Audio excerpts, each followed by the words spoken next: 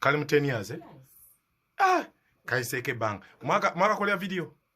Ekifaananyi. It's too nice. Okay. Gwe ne Lutalo ebiseera ebyo ekirowoozo kyava wano gamba tukole akayimba. Ebiseera ebyo mama I'm managing and pushing. Okay. Lutalo. Like it was a mutual friend kumuntu omu tumanyi. Okay. Mwami Rogers Kijambo. Oyo mwami Kayemba Solo. Kayemba Solo oyo nno yandera ko dadi wange. Okay. So twalina abo ba mutual friends. Bamanyi mulamu bwa David Lutalo. So we were getting across. Tukola collab. Then we had a mutual friend DJ Ericom. DJ Ericom yalina nga office wano ngokira ng'ekibuye ku mazzi nga yalinga DJ bagita Club Volts walinga wo office ya DJ Ericom. Mutual friends betwalina. That's how the collab came. Okay. So tutunulire endongo bwoze okomyewo. Kiki omuntu ajja kwewonya okushifa bada isente balaga bamba mukyala isente azirina wewunso omwagalwawo. Buli kimu ali bulungi. Lwaki adda mu ndongo? Soka. Bafanzi bange badde bakidimandinga. Okay. Endongo yasooka byonna. Endongo yasooka surprises. Babadde bakidimandinga. Okay. Nekirala already ojjukira obuyimba obwedda kati nga kakayimba 10 years ago. Engeri gyenyambaza abagole Kosh Fashions. Oli abadde ajja nakugamba Shifa yambaza omugole naye neza okuyimba kanzi kutereko oyimbe kati nga muli ogamba ono baagula biki. Kati agula nyimbe ki. Naye yali akulaga akuguze jangu oyimbe. Okay. So kati bwe bazze bansupportinga silently ng'ate nze sibiri kunengamba why not business nekitunulira mu ango ya business. Nendaba nga tekirina bwe kinzija kumulamwa ku byendiko. Okay. So definitely no komawo mu system. Okay, Scofield oluyimba olwokubiri onina olufunye? Okay, ngawo tulufuna tereza network yaffe nga wetereza. So tutunulire mukoma woko okomyewo tukokonya oboddayo kuba abantu bajja gamba aze esekera. Wakingamba no kingamba nga tetuli kumpewo. Wankubira essimu after hearing the song.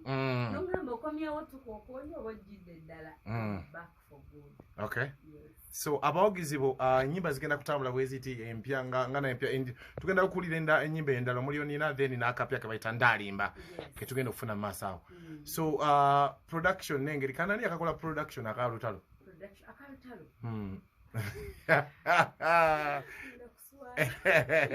Ani ya producer yali producer.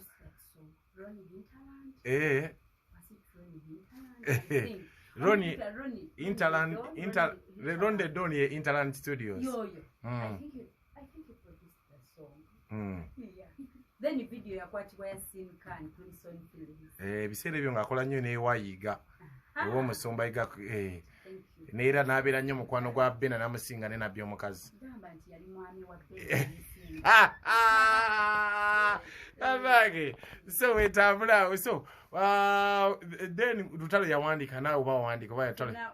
Nawandika ebyange. Okay. Then Lutalo najja naye n'asuulamu ebyange byawandikibwa Kose Vicious. Kose omanyi. Owa Radio Sapienza.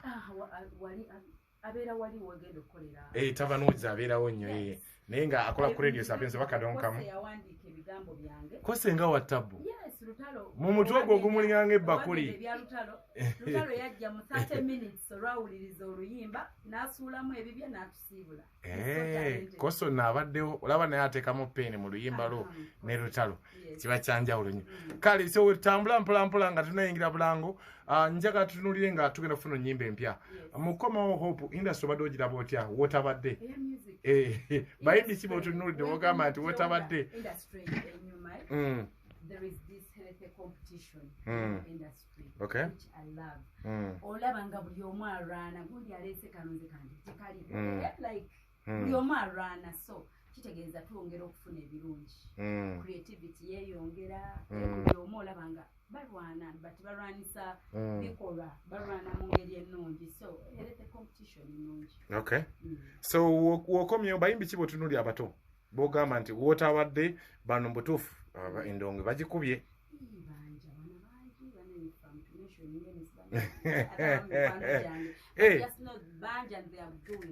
Okay. So nga otugenda ofuna oluyimba olwa onina tutunuli ani akola audio ate yonina. Onina by the way onina. Namwandikira. Namujjamu experience gyenfunye mu surprises. Era ko kajjaawo wakati w'okuva mu music but nengamba I need a soundtrack for my shows. Why not? So kusinzira ezo like naye mukanga nga ngendo kola surprise neterese tefuke tereta ataka eno surprise ataka tezireta tekutulo ataka teri kutulo omuntu omutima so nakolanga soundtrack for my shows bwente nenji like naluyiya. Okay. Audio ani yamukola lawo kutandika pijikira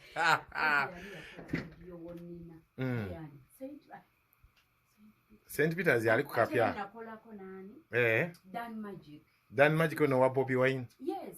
Okay. Ngali kama ochawo.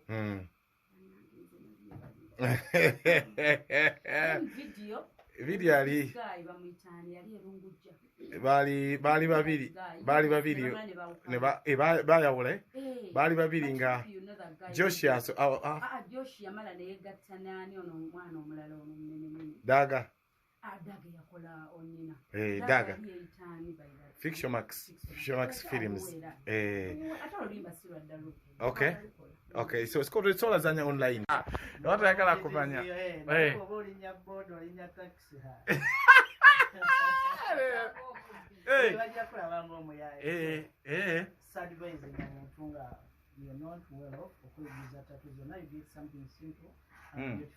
Erinnya lyo mapinta tulivuza nnyo kye kirifudde eri amaanyi mu bantu abalaba ku batatu.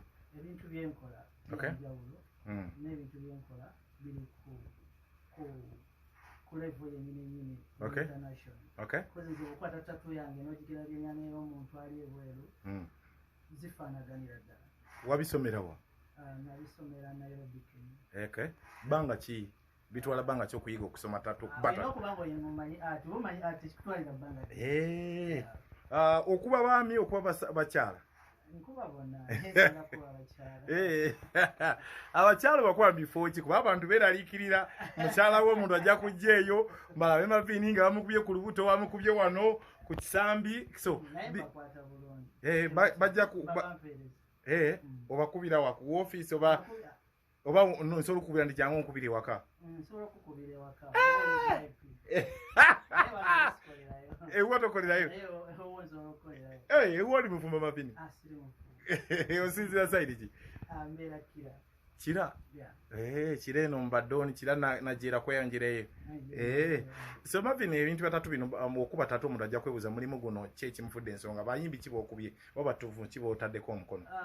Abayimbi benkubye abayimbi ab'amaanyi bangi kuli Falaso. Kuli Elijah Kitaka. Kuli Kapakat oyo yazirina. Tulina MP2B na Rose. Tulina Pinky. Rahuma Pinky. Nina Vairota. Wajimu kuwa yo jebangambe jamu kuba wano. Kumodoko oli wano. Ne abana bestudio ya Vairota abo. Sabayimbi bangi benkozeeko nga tandise obamenya byasala. Okay. Buzibu ki obuli mu kuba tatu nga tetunasiibula?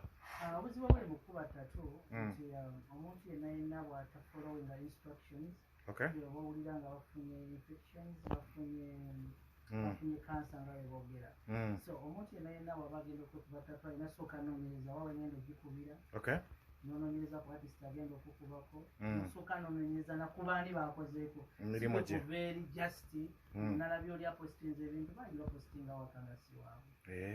Nange ndabo wange nga balaba mupostinze.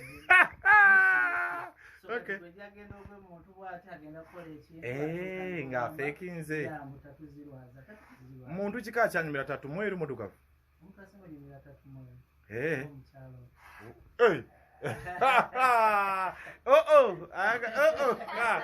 Oyagala tatu mugaga. So kati nze kiddugavu pe sinyumira tatu. Kale so kale tunadduka abantu abagala okuba ku batatu mu mapini bakufuna batya? Nkolera ku Pioneer Mall. Okay. 5 shop number PI55. Okay. Bagita Pioneer Mall. Nene mpya kwa tulabe ekizimbe kipya ekyo mu kibuga. Okay. so kumitimbagano abantu abafere temba tofunye buzibu bantu bafere buzibu ki sibalina ko buzibu kuba toziwango ogenze wamula kati gwe page yo ku TikTok ku Instagram be verified tena fuka verified naye girabe yini million 2 plus abakugoberera wali okubika abantu nga tebali Kampala bazungu bikyabo ne bajja mbakuba nnyo nadala mu December abasama baba bookinga dda kabirifu so tatuki ndabika kibe tulinamu nga bitano byokka nga tusibula abantu beyandyagadde okwekuba naddala nga mweru banga motoka katutundi omukyala ngo niyandi kubye tatu omukyala ngo yetaga busimpo tatu naye nga bulungi nnyo ndavu fly linnya ly'omwami we